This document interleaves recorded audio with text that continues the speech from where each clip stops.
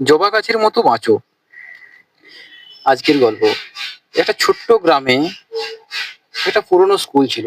সেই স্কুলের উঠানে কোন একটা কোণে দাঁড়িয়ে ছিল একটি জবা গাছ। খুব বড়ও না, খুব আকর্ষণীয় না, কিন্তু প্রতিদিন সে সকালে ঠিক একটা করে জবা ফুল ফুটতো।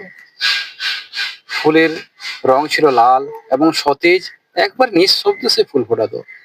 স্কুলের বাচ্চারা সেই ফুল কেউ ছিঁড়তো, কেউ পাতাগুলো ধরে টানতো, অনেক সময় কেউ বা গাছে ধাক্কাও দিত। কিন্তু গাছটা নিঃশব্দে থাকতো, কিছু বলতো না, কাউকে কিছু বলতো না। পরের দিন সে আবার নতুন করে একটি ফুল ফোটাতো, যেন তার কিছুই হয়নি, কোনো ব্যথাই তার লাগেনি। স্কুলে এক নতুন শিক্ষক এলেন। সে স্কুলে স্যারের নাম ছিল মোহন স্যার, যিনি শহরের কোনো একটি জায়গা থেকে বদলি হয়ে এসেছিলেন সেই গ্রামের স্কুলে। গাছটাকে অভ্যাস দেখে তিনি অবাক হলেন। তিনি দেখতেন যে কেউ দেখুক বা না দেখুক, কেউ যত্ন করুক বা না করুক, জবা গাছটা নিয়ম করে একটা ফুল ফোটাতেই থাকে। একদিন ক্লাসে তিনি ছাত্রদের জিজ্ঞাসা করলেন, বলো তো, এই জবা গাছটা আমাদের কি শেখায়? ছাত্ররা কেউ বলল, গাছে কেবল ফুল ফোটে, যেটার লাল কালারের হয়।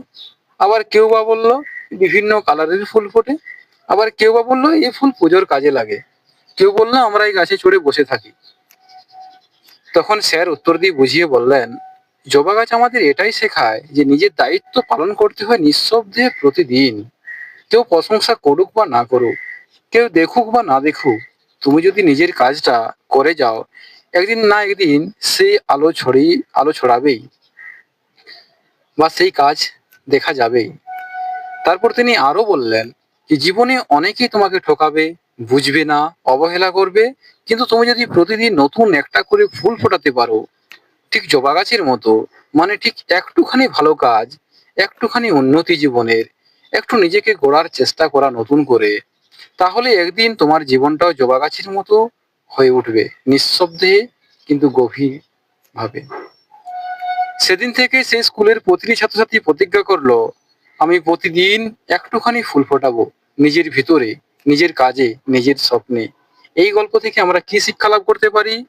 প্রশংসা না পেলেও নিজের দায়িত্ব পালন করে যাওয়া উচিত। প্রতিদিন ছোট হলেও অগ্রগতি করা উচিত।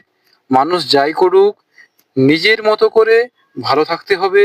জবা গাছের মতো নীরবে, ধারাবাহিকভাবে নিজেকে গড়ে তুলতে হবে। এবং জবা ফুলের মতো নিজেকে নিঃশব্দ, বিনয়ী এবং গভীরভাবে শক্তিশালী হতে হবে। কারণ সত্যিকারের সৌন্দর্য কখনো চিৎকার করে না, সে শুধু তার ভিতরের সৌন্দর্য দেখায়। Thank you, thank you for everyone, thank you.